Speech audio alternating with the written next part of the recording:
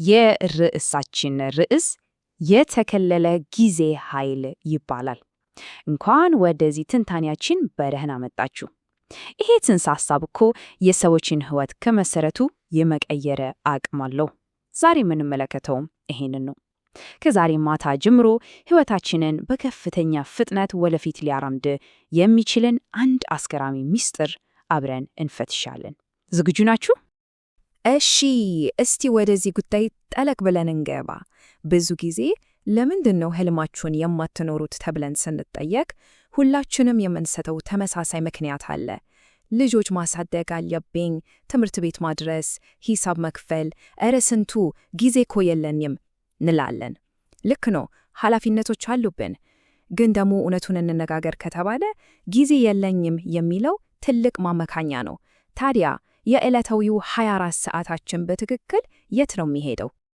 እውነታው ይሄ ነው። በዚች ምድር ላይ ያለ ማንኛውም ሰው ቤተሰብ የሚያስተዳድር የሚሆን ብቻውን የሚኖር በየትኛውም የዕድሜ ክልል ያለ ሀብታም የሚሆን ድሃ ቀን ሲመጣ ለእያንዳንዳችን በኩልነት 24 ሰዓት ነው የሚሰጠን። ምንም አይቀንስም፣ ምንም አይጨምርም። የሕይወታችንን አቅጣጫ የሚወስነው ከጀርባችን ያለው ታሪክ ሳይሆን በዚህ በተሰጠን 24 ሰዓት ውስጥ ምን ያደረግን ነው የሚለው ብቻ ነው። እንግዲህ እስቲ ይህንን በሂሳብ እንየው። በጣም ቀላል ሂሳብ ነው። ማንኛውም ሰው ጤናማ ሕይወት እንዲኖረው በቀን 8 ሰዓት መተኛት አለበት ብለን እናስብ። ከ24 ሰዓት ላይ ይህንን 8 ሰዓት ስንቀንሰው በትክክል 6 ሰዓታት በእጃችን ላይ ይቀሩናል። ከነዚህ 16 ሰዓት ውስጥ ቀድሞ ለመደበኛ ሥራ የምናውለውን 8 ሰዓት እንቀንስ። አሁን ስንት ቀረን? 8 ሰዓታት የነፃ ጊዜ አሁንም በእጃችን ላይ ያለ ማለት ነው። አሁንም ሂሳቡን እንቀጥል። ይሄ ጊዜ እንዴት እንደሚከፋፈል ስናይ ይገርማል። ከቀሩት 8 ሰዓት ውስጥ 2 ሰዓቱን ደግሞ ወደ ጅም ለመሄድ፣ ለመታጠብ ወይም ደግሞ ሙዚቃ በማዳመጥ ዘና ለማለት ብንመድበው አሁንም ቀሪው ጊዜ ወደ 6 ሰዓት ዝቅ ይላል።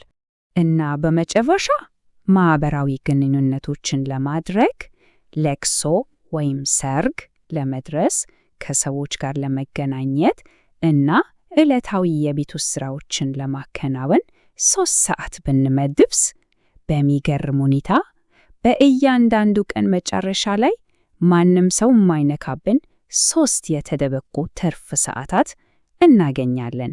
አሆ 3 ሙሉ ሰዓታት። ታዲያ ምንም ያህል ሥራ በዝቶብናል ብንልም ሁል ጊዜ የሚተርፉንን እነዚህን 30 የተደበቁ ሰዓታት ምን እያደረግንባቸው ነው? ይሄ በጣም አነቃቂ ጥያቄ ነው። ምክንያቱም ሳናውቀው የብዙዎቻችንን ትኩረት እና ጊዜ ወደሚሰርቁት የጊዜ ሌቦች ያመጣናልና። ጥናቶች ምን እንደሚያሳዩ ታውቃላችሁ?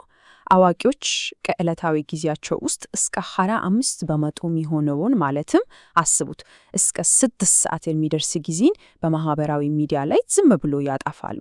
ሌሎች ሰዎች በሚጭኑት ቪዲዮና ፎቶ ስሜታችን በሪሞት ኮንትሮል እየተዛወረ እንዲሁም ያለ ምንም እቅድ ስክሪናችንን ወደ ላይና ወደ ታች በማሸብለል ብቻ ውድ ሰዓቶቻችን እና ይሄ ደግሞ በሚገባ የሚያሳየን ምን ያህል ጊዜያችንን እያባከንን እንደሆነ ነው። በቴሌቪዥን ወይም በስልክ ስክሪን ፊት ለረጅም ሰዓታት ተቀምጦ ከሕይወት ራዕያችን ጋር ምንም ግንኙነት የሌላቸውን ፕሮግራሞች ዝም ብሎ ከማየትና በንቃት ተነስተን የራሳችንን ትልቅ ሕይወት ሆን ብለን ከመገንባት መካከል ያለውን ትልቅ ልዩነት በግልጽ ያሳየናል።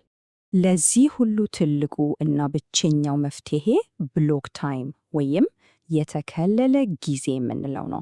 ይህ ማለት ማንም ሰው ፈጽሞ ሊገባበት ማይችል በጥብቅ የተከለለ ጊዜ ማለት ነው። ስልኮች የራቁበት፣ ማህበራዊ ሚዲያ ሙሉ በሙሉ የተዘጋበት፣ ትኩረት የሚሰርቁ ነገሮች በሙሉ የማይደርሱበት፣ ሰዎች ከራሳቸው ራዕይ እና ህልም ጋር ብቻ የሚገናኙበት እጅግ የተቀደሰ ጊዜ ነው።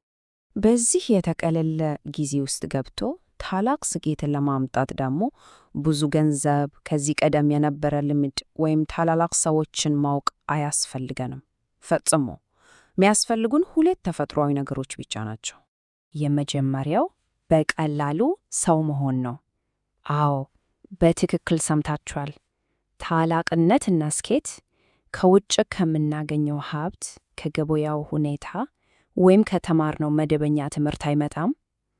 ታላቅነት የሚመነጨው ከሰው ልጅ ውስጣዊ ማዕከል ነው። ከባዶ ተነስተው ሕይወትን መገንባት የሚችሉት ሰው በመሆናቸው ብቻ እና ብቻ ነው። አሁን እዚህ ጋር በጣም የሚገርመው ነገር የኃይሌ ገብረስላሴ ታሪክ ነው። ያንን ገጠር ውስጥ በባዶ እግሩ ከድንጋይ ወደ ድንጋይ ይዘል የነበረውን ትንሽ ልጅ አይቶ ወደፊት 27 የዓለም ሪከርዶችን ይሰብራል፣ ግዙፍ ሪዞርቶችን ይገነባል፣ የኤሌክትሪክ መኪናዎችን ይገጣጠማል ብሎ ማመን ይከብድ ነበር አይደል? ይህም ያሳየን መነሻችን የትም ይሁን የት አቅማችንን ፈጽሞ ሊገድበው እንደማይችል ነው። ሁለተኛው ቅድመ ሁኔታ ደግሞ የሚነድ ጥልቅ ፍላጎት መኖር ነው። በእያንዳንዳችን ውስጥ እኮ ራሳችንን ለመግለጥ፣ አዳዲስ ነገሮችን ለመፍጠር፣ ዓለምን ወደ ተሻለ ደረጃ ለማምጣት እና በሚሊየን የሚቆጠሩ ሰዎችን ለማገልገል ከውስጥ የሚገፋን አንድ ታላቅ ኃይል አለ። ያንን የሚነድ ፍላጎት ማውጣት ነው ዋናው ነገር። ይህንን ስናስብ የሰው ልጅ አቅም እኮ ገደብ የለሽ ነው። እስቲ ራሳችንን በቤታችን ካለው ትንሽ የውሃ ቧንቧ ጋር አቅማችንን ደግሞ ከግዙፉ የለገዳዲ ውሃ ማጠራቀሚያ ጋር እናነጻጽረው። ቧንቧው ትንሽ ስለሆነ ብቻ የተገናኘበት የውሃ ምንጭ ትንሽ ነው ማለት አይደለም አይደል? የሰው ልጅም የተገናኘው እንደዚሁ ከማይነጥፍ ገደብ ከሌለው ግዙፍ የአቅም ማዕበል ጋር ነው። ታዲያ በዚህ የተከለለ ወይም ብሎክ ታይም ውስጥ ገብተን በተግባር ምን እናድርግ? መጀመሪያ ከውጩ ጫውጫታ ሙሉ በሙሉ እንቆርጣለን። ለብቻችን ሆነን ወደፊት ከምንሆነው ታላቅ የራዕይ ሰው ጋር እንቀናጫለን። ሐሳባችንን በምናብ እናያለን፣ እንጽፋለን፣ እንሰርዛለን፣ እንደገና እናፈርሳለን። የሌላ ሰው ጣልቃ ገብነት ሳይኖር አዲሱን ሕይወታችንን እንገነባለን።